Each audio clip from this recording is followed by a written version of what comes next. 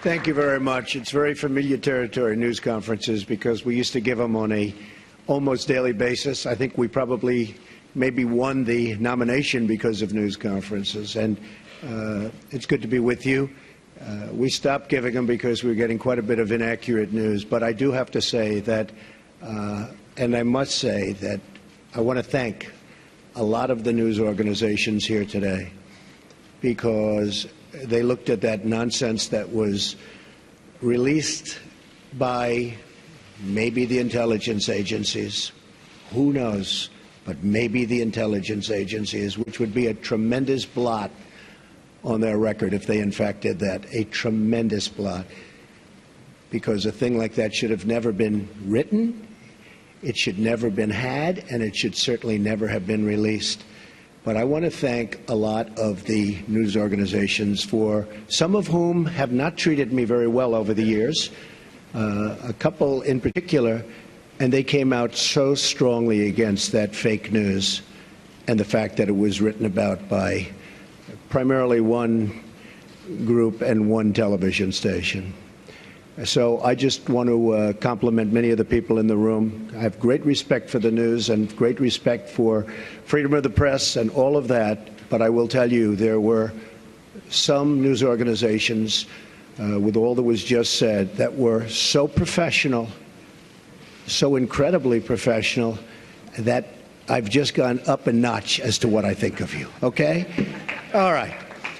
We've had some great news over the last couple of weeks. I've been quite active, I guess you could say, in an economic way for the country. A lot of car companies are going to be moving in. We have other companies. Big news is going to be announced over the next couple of weeks about companies that are going to be building in the Midwest. You saw yesterday Fiat, Chrysler, big factory going to be built in this country as opposed to another country. Ford just announced that they stopped plans for a billion-dollar plant in Mexico, and they're going to be moving into Michigan and expanding very substantially an existing plant. I appreciate that from Ford. I appreciate it very much from Fiat Chrysler. I hope that General Motors will be following, and I think they will be. I think a lot of people will be following. I think a lot of industries are going to be coming back. We have to get our drug industry coming back. Our drug industry has been disastrous. They're leaving left and right. They supply our drugs, but they don't make them here to a large extent. And the other thing we have to do is create new bidding procedures for the drug industry, because they're getting away with murder. Pharma has a lot of lobbies, a lot of lobbyists, and a lot of power. And there's very little bidding on drugs. We're the largest buyer of drugs in the world, and yet we don't bid properly. And we're going to start bidding, and we're going to save billions of dollars over a period of time. And we're going to do that with a lot of other industries. I'm very much involved with the generals and admirals on the airplane, the F-35. You've been reading about it. And it's way behind schedule and many billions of dollars over budget.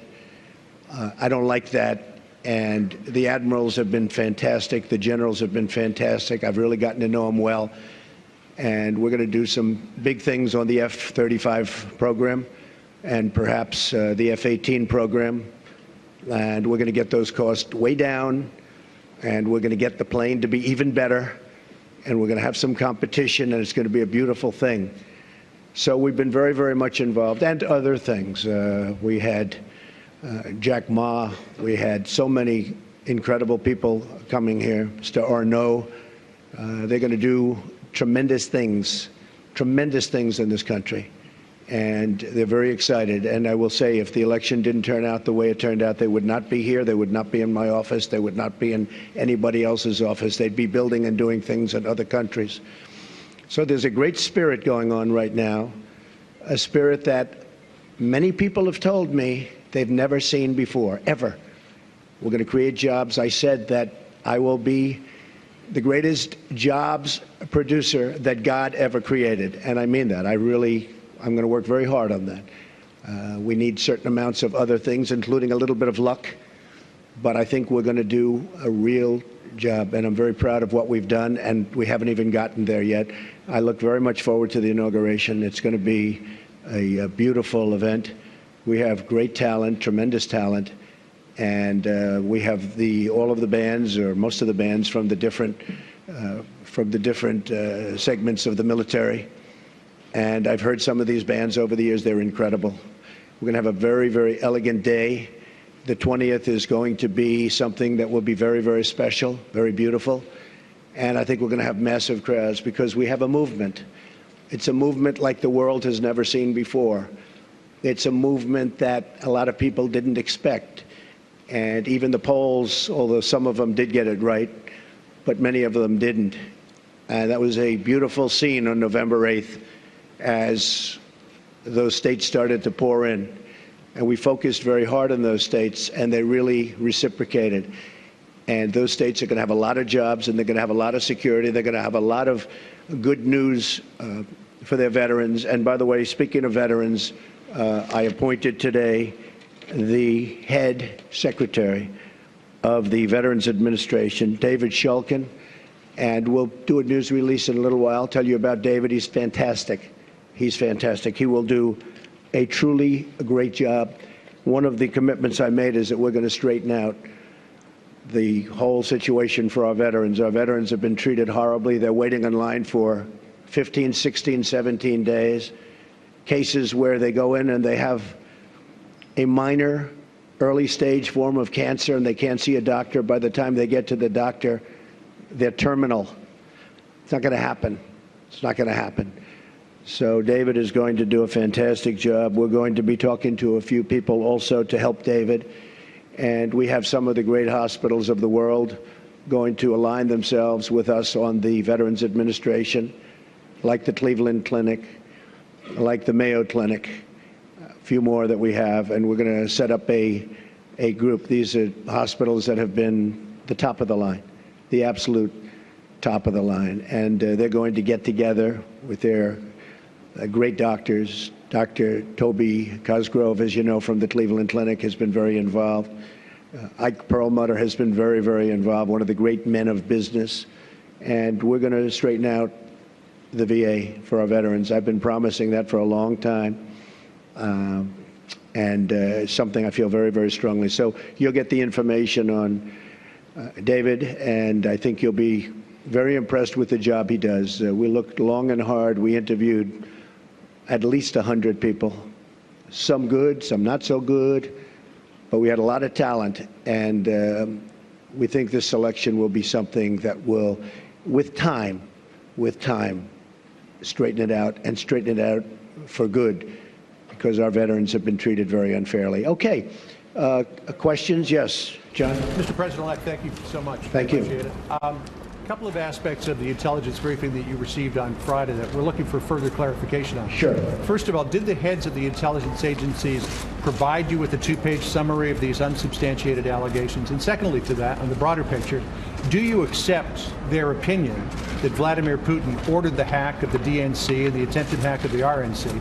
And if you do, how will that color your attempts to build a relationship with a leader who has been accused of committing an act of espionage? Okay, first of all, these meetings, as you know, are confidential, classified, so I'm not allowed to talk about what went on in a meeting.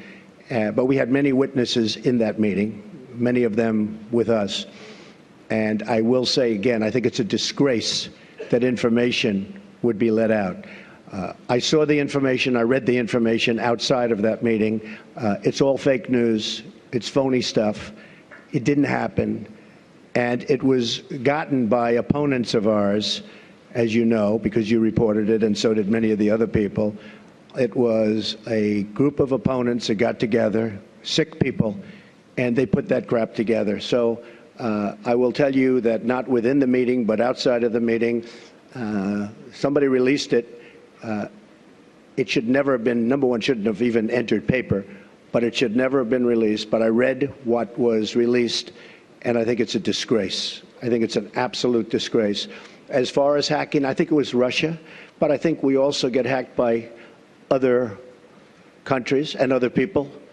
And I can say that, you know, when we lost 22 million names and everything else that was hacked recently, they didn't make a big deal out of that. That was something that was extraordinary. That was probably China. we have much hacking going on. And one of the things we're going to do, we have some of the greatest computer minds anywhere in the world that we've assembled. You saw just a sample of it 2 weeks ago up here, where we had the 6 top people in the world. They were never in the same room together as a group. And we're going to put those minds together, and we're going to form a defense. And I have to say this also. The Democratic National Committee was totally open to be hacked. They did a very poor job. They could have had hacking defense, which we had. And I will give Reince Priebus credit, because when Reince saw what was happening in the world and with this country, he went out and went to various firms and ordered a very, very strong hacking defense. And they tried to hack the Republican National Committee, and they were unable to break through. We have to do that for our country. It's very important. Just in the last part of that question, when I said, how could all of this potentially color your attempts to build a better relationship with President Putin? Well, you know, President Putin and Russia put out a statement today that this fake news was indeed fake news. They said it totally never happened. Now, somebody would say, oh, of course he's going to say that. I respected the fact that he said that. And I'll be honest, I think if he did have something, they would have released it. They would have been glad to release it. I think, frankly, had they broken into the Republican National Committee, I think they would have released it, just like they did about Hillary and all of the horrible things that her people, like Mr. Podesta, said about her. I mean, what he said about her was horrible. If somebody said about me what Podesta said about Hillary, I was the boss, I would have fired him immediately, or that person, because what he said about her was horrible. But remember this, we talk about the hacking, and hacking's bad, and it shouldn't be done. But look at the things that were hacked. Look at what was learned from that hacking. That Hillary Clinton got the questions to the debate and didn't report it? That's a horrible thing. That's a horrible thing. Can you imagine that if Donald Trump got the questions to the debate, it would have been the biggest story in the history of stories. And they would have said, immediately you have to get out of the race. Nobody even talked about it. It's a very terrible thing. Yeah. Thank you, Mr. President-elect. On that intelligence report, the second part of their conclusion was that Vladimir Putin ordered it because he aspired to help you in the election. Do you accept that part of the finding? And will you undo what President Obama did to punish the Russians for this, or will you keep it in place? If Putin likes Donald Trump, I consider that an asset, not a liability, because we have a horrible relationship with Russia. Russia can help us fight ISIS, which, by the way, is #1 tricky. I mean, if you look, this administration created ISIS by leaving at the wrong time. The void was created, ISIS was formed. If Putin likes Donald Trump, guess what, folks? That's called an asset, not a liability. Now, I don't know that I'm going to get along with Vladimir Putin. I hope I do, but there's a good chance I won't.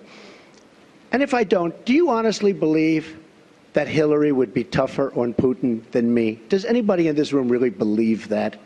Give me a break. Okay. But President Obama's steps, will you keep on make clear whether during your visits to either Moscow or St. Petersburg you engaged in conduct that you now regret, and that a reasonable observer say that you are potentially vulnerable to blackmail by Russia or by its intelligence agencies? Let me just tell you what I do. When I leave our country, I'm a very high-profile person, would you say? I am extremely careful.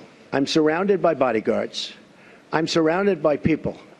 And I always tell them, anywhere, but I always tell them, if I'm leaving this country, be very careful, because in your hotel rooms, and no matter where you go, you're going to probably have cameras. I'm not referring just to Russia, but I would certainly put them in that category. And #1, I hope you're going to be good anyway. But in those rooms, you have cameras in the strangest places. Cameras that are so small with modern technology, you can't see them and you won't know. You better be careful, or you'll be watching yourself on nightly television. I tell this to people all the time. I was in Russia years ago with the Miss Universe contest, which did very well. Moscow, the Moscow area, did very, very well. And I told many people, be careful, because you don't want to see yourself on television. Cameras all over the place. And again, not just Russia, all over. Does anyone really believe that story? I'm also very much of a germaphobe, by the way. Believe me. How you plan to disentangle yourself from your business, but first, I have to follow up on some of these Russia remarks. Based on your comments here today, do you believe the hacking was justified? Does Russia have any leverage over you, financial or otherwise? And if not, will you release your tax returns to prove it? So I tweeted out that I have no dealings with Russia. I have no deals in Russia. I have no deals that could happen in Russia because we've stayed away. And I have no loans with Russia. As a real estate developer, I have very, very little debt. I have assets that are, and now people have found out how big the company is. I have very little debt. I have very low debt. But I have no loans with Russia at all. And I thought that was important to put out. I certify that. So I have no deals. I have no loans. And I have no dealings. We could make deals in Russia very easily if we wanted to. I just don't want to because I think that would be a conflict. So I have no loans, no dealings, and no current pending deals. Now, I have to say one other thing. Over the weekend, I was offered $2 billion to do a deal in Dubai with a very, very, very amazing man, a great, great developer from the Middle East, Hussein Damak, a friend of mine, great guy, and was offered $2 billion to do a deal in Dubai, number of deals. And I turned it down. I didn't have to turn it down because, as you know, I have a no conflict situation because I'm president, which is, I didn't know about that until about 3 months ago, but it's a nice thing to have. But I don't want to take advantage of something. I have something that others don't have. Vice President Pence also has it. I don't think he'll need it. I have a feeling he's not going to need it. But I have a no conflict of interest provision as president. It was many, many years old. This is for presidents because they don't want presidents getting, I understand, they don't want presidents getting tangled up in minutiae. They want a president to run the country. So I could actually run my business. I could actually run my business and run government at the same time. I don't like the way that looks, but I would be able to do that if I wanted to. I'd be the only one that would be able to do that. You can't do that in any other capacity. But as a president, I could run the Trump Organization, great, great company, and I could run the company, the country. I do a very good job, but I don't want to do that. Now, all of these papers that you see here, yes, go ahead, Meryl. Follow up on that before we get to conflicts. Do you believe the hacking was justified, and will you release your tax returns to prove what you're saying about no deals in Russia? Well, I'm not releasing the tax returns because, as you know, they're under audit. Since the 70s has Oh, had a gee, I've required never heard audit that. from the IRS. Oh, gee, I've never heard that. I've never heard that. Sir, You know, the only one that cares taking about my tax returns are the reporters. Okay, they're the only ones. The public is concerned But no, about I don't think so.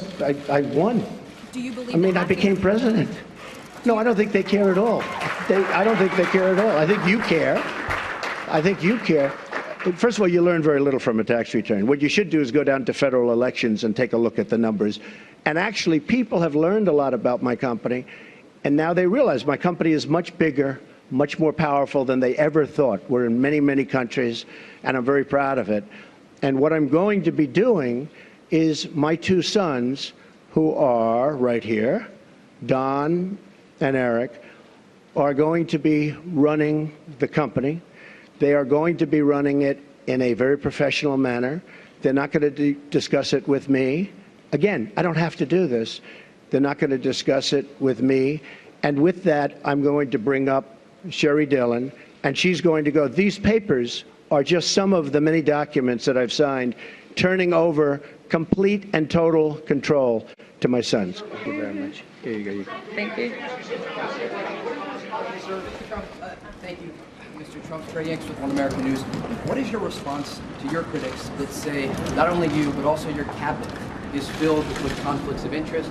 And do you plan to set an example in the future to make sure that your cabinet and everyone throughout your administration? Right, good question. I really think that when you watch what's going on with what's happening in Washington, I was just watching, as an example, Rex Tillerson. I think it's brilliant what he's doing and what he's saying.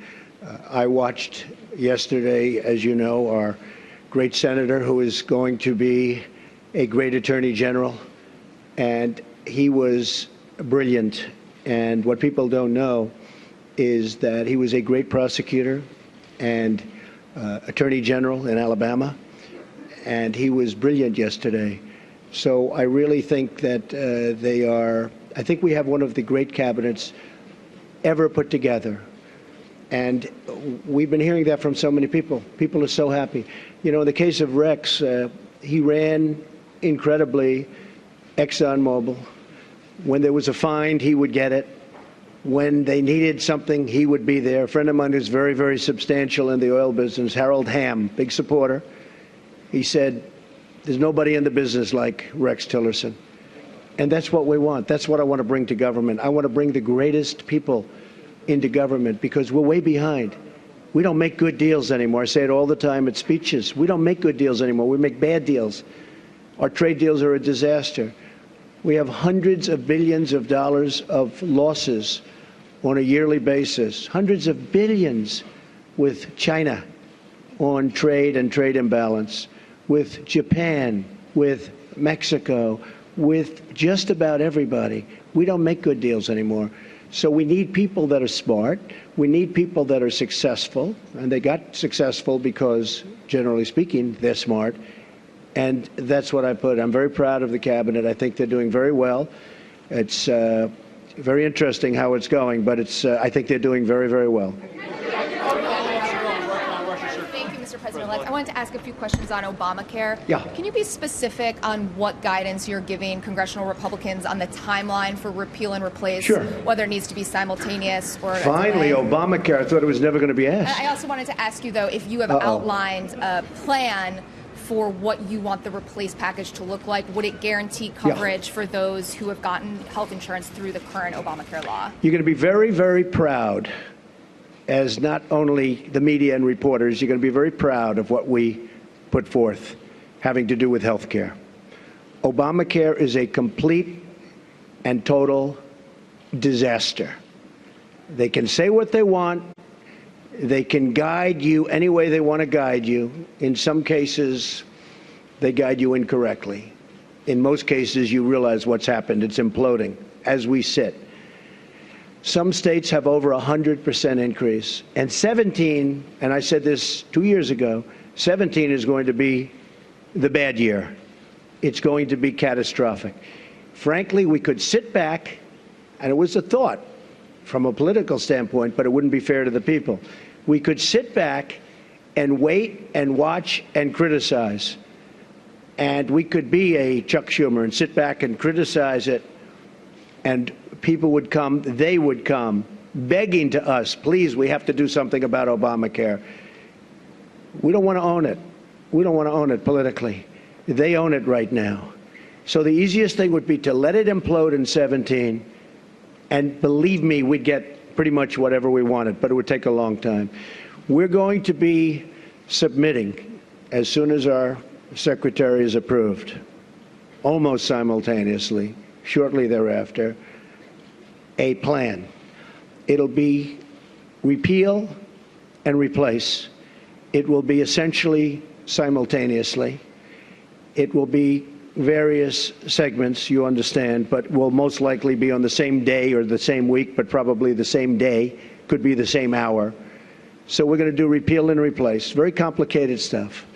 And we're going to get a health bill passed. We're going to get health care taken care of in this country. You have deductibles that are so high that after people go broke paying their premiums, which are going through the roof, the health care can't even be used by them because the deductibles are so high. Obamacare is the Democrats' problem. We are going to take the problem off the shelves for them. We're doing them a tremendous service by doing it. We could sit back and let them hang with it. We are doing the Democrats a great service. So as soon as our secretary is approved and gets into the office, we'll be filing a plan. And it was actually pretty accurately reported today, the New York Times. And the plan will be repeal and replace Obamacare. We're going to have a health care that is far less expensive and far better. Okay. just asked you.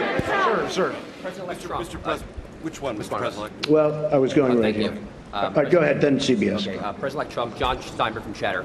When you look at all the meetings that you've had with Carrier and SoftBank and Alibaba, do you conceive of making this a program, maybe sitting inside of Commerce? And then my follow-up question to that is, how soon will we see the program on capital repatriation and corporate tax cuts? Well, if I can save jobs, for instance, I was doing individual companies, and people said, well, but that's only one company. Like, we did a good job with Carrier.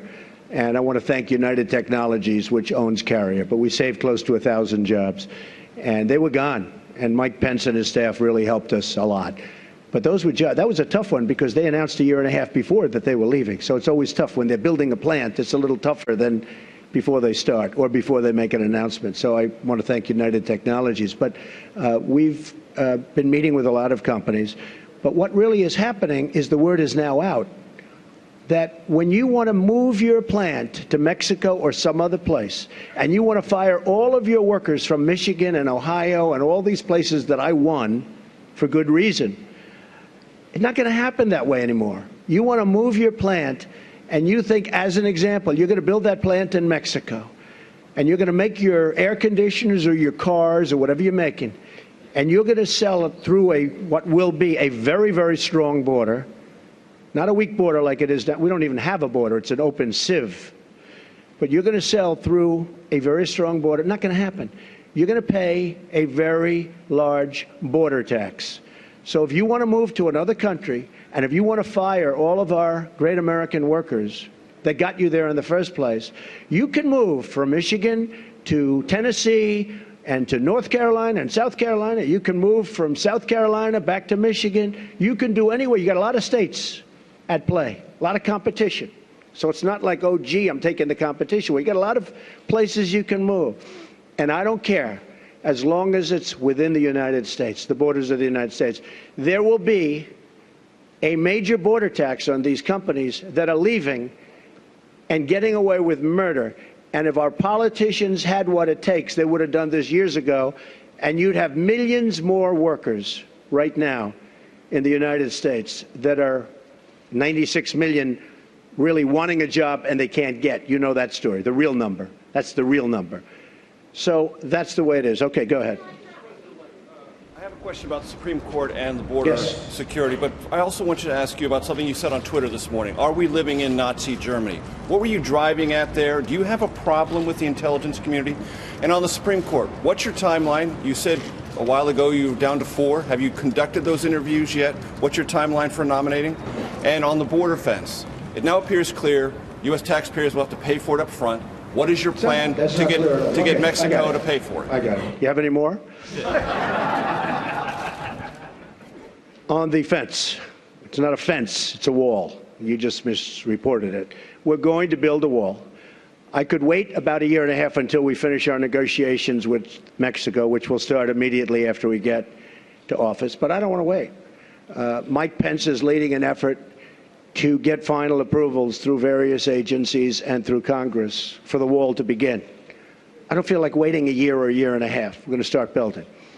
Mexico, in some form, and there are many different forms, will reimburse us, and they will reimburse us for the cost of the wall. That will happen, whether it's a tax or whether it's a payment, probably less likely that it's a payment, but it will happen. So remember this, okay? I would say we are going to build a wall, and people would go crazy. I would then say, who's going to pay for the wall? And people would all scream out, 25, 30,000 people, because nobody's ever had crowds like Trump has had. You know that. You don't like to report that, but that's okay. Okay, now he agrees. Finally, he agrees. But I say, who's going to pay for the wall? And they will scream out, Mexico. Now, reports went out last week, oh, Mexico's not going to pay for the wall because of a reimbursement. What's the difference? I want to get the wall started. I don't want to wait a year and a half until I make my deal with Mexico. So, and we probably will have a deal sooner than that. And by the way, Mexico has been so nice, so nice. I respect the government of Mexico. I respect the people of Mexico. I love the people of Mexico. I have many people from Mexico working for me. They're phenomenal people. The government of Mexico is terrific.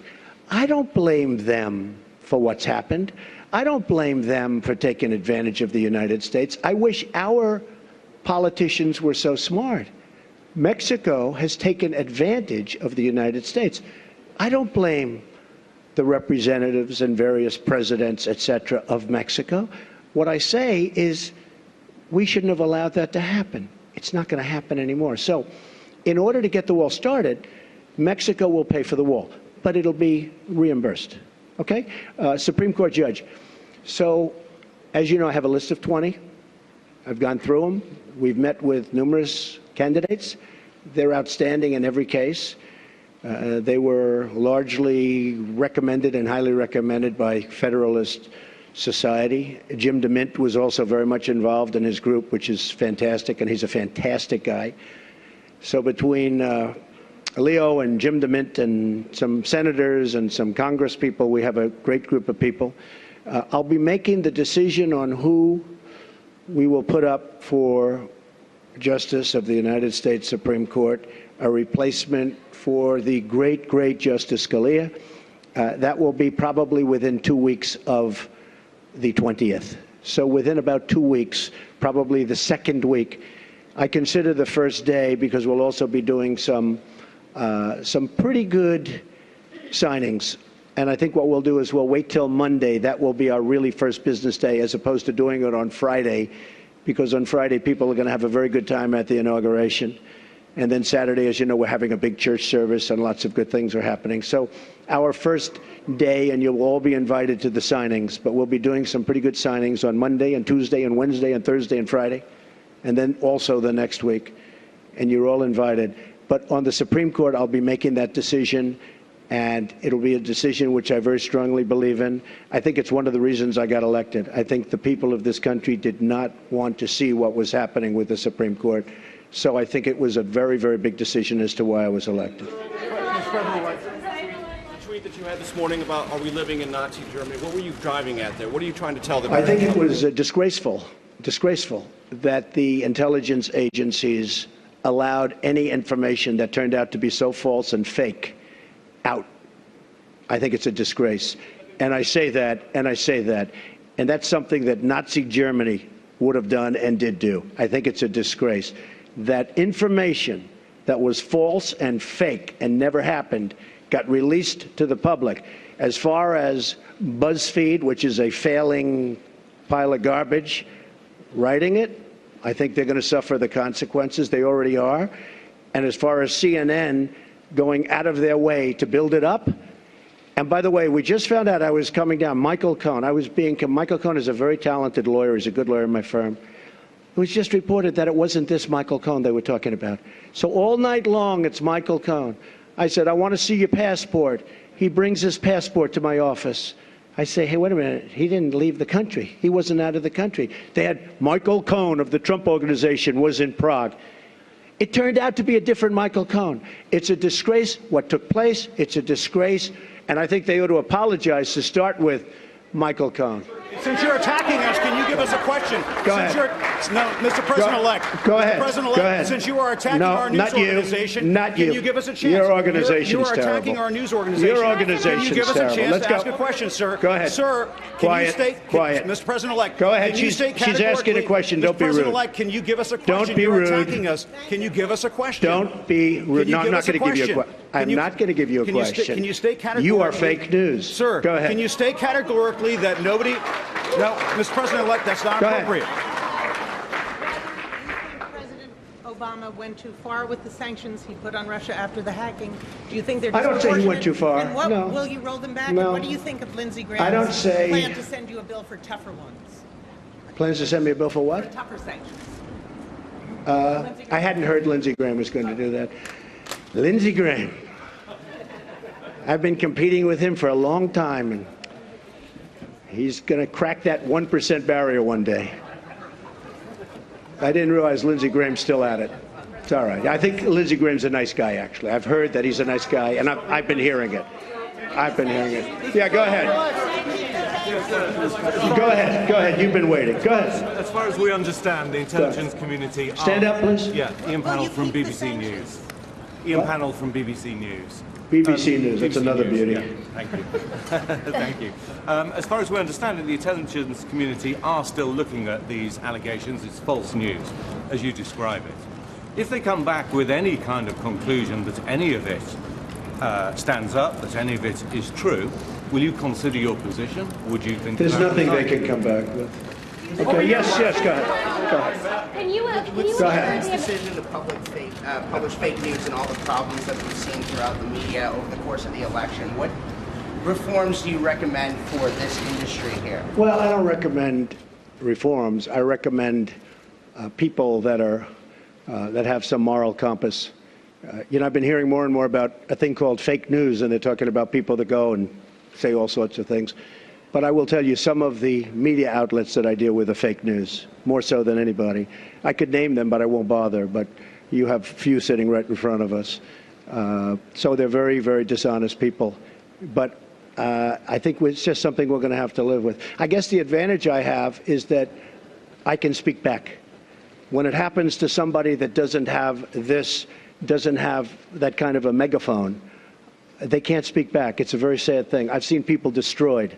I've seen people absolutely destroyed, and I think it's very unfair. So all I can ask for is honest reporters. Yes. I just want to follow up on the questions about the U.S. intelligence community and be very clear about what you're saying. Do you trust your U.S. intelligence officials? And what do you say to foreign policy experts who say you're actually weakening national security by waging this war of words against that community? Intelligence agencies are vital and very, very important. We are going to be putting in, as you know, Mr. Pompeo and others, the Senator, Dan Coates. We're going to be putting in some outstanding people. Within 90 days, they're going to be coming back to me with a major report on hacking. I want them to cover this situation. I also want them, however, to cover, maybe most importantly, because we're hacked by everybody. The United States, our government, out of a list of 17 in terms of industries, is the worst. It's number 17 in terms of protection. If you look at the retail industry, if you look at the banking industry, various industries, out of 17 industries, they put this in the category of an industry, the United States is last in terms of protecting, let's say, hacking defense. Like we had a great hacking defense at the Republican National Committee. That's why we weren't hacked. By the way, we were told they were trying to hack us, but they weren't able to hack. And I think I get some credit because I told Reince, and Reince did a phenomenal job, but I said, I want strong hacking defense. The Democratic National Committee didn't do that. Maybe that's why the country runs so badly that way. But I will tell you, wait, let me finish. Within 90 days, we will be coming up with a major report on hacking defense. How do we stop this new phenomena, fairly new phenomena? Because the United States is hacked by everybody. That includes Russia and China and everybody. Everybody. Okay. Go ahead. Mr. President-elect, you said just now that you believe that Russia indeed was responsible for the hacking of the DNC and John Podesta's emails, etc. Well, Russia, but you know what? Could have been others also. But why did you spend weeks undermining the U.S. intelligence community before simply getting the facts and then making a public statement? Well, I think it's pretty sad when intelligence reports get leaked out to the press. I think it's pretty sad. First of all, it's illegal. These are classified and certified meetings and reports. And I'll tell you what does happen. I have many meetings with intelligence, and every time I meet, people are reading about it. Somebody's leaking it out. So then I said, maybe it's my office. Maybe my office, because I have a lot of people, a lot of great people. Maybe it's them. And what I did is I said, I won't tell anybody. I'm going to have a meeting, and I won't tell anybody about my meeting with intelligence. And what happened is I had my meeting. Nobody knew, not even Rona, my executive assistant for years. She didn't know. I didn't tell her. Nobody knew. The meeting was had. The meeting was over. They left. And immediately, the word got out that I had a meeting. So I don't want that. I don't want that. It's very unfair to the country. It's very unfair to our country what's happened. That report should have never, first of all, it shouldn't have been printed because it's not worth the paper it's written on. And I thank the New York Times for saying that. I thank a lot of different people for saying that. But I will tell you, that should never, ever happen. Okay. President-elect, ABC News. Thank you, Mr. President-elect. Can you stand here today, once and for all, and say that no one connected to you or your campaign had any contact with Russia leading up to or during the presidential campaign? And if you indeed do believe that Russia was behind the hacking, what is your message to Vladimir Putin right now? He shouldn't be doing it. He won't be doing it. Russia will have much greater respect for our country when I'm leading it than when other people have led it. You will see that. Russia will respect our country more. He shouldn't have done it. I don't believe he'll be doing it more now. We have to work something out, but it's not just Russia. Take a look at what's happened. You don't report it the same way. 22 million accounts were hacked in this country by China. And that's because we have no defense. That's because we're run by people that don't know what they're doing. Russia will have far greater respect for our country when I'm leading it. And I believe, and I hope, maybe it won't happen, it's possible, but I won't be given a little reset button like Hillary. Here, press this piece of plastic. Guy looked at her like, what is she doing? There's no reset button. We're either going to get along or we're not. I hope we get along, but if we don't, that's possible too. But Russia and other countries, including China, which has taken total advantage of us economically, totally advantage of us in the South China Sea by building their massive fortress. Total. Russia, China, Japan, Mexico, all countries will respect us far more than they do under past administrations. I want to thank everybody. So this is all, just so you understand, these papers, because I'm not sure that was explained properly, but these papers are all just a piece of the many, many companies that are being put into trust to be run by my two sons. And I hope at the end of 8 years I'll come back and I'll say, oh, you did a good job. Otherwise, if they do a bad job, I'll say, you're fired. Goodbye, everybody. Goodbye.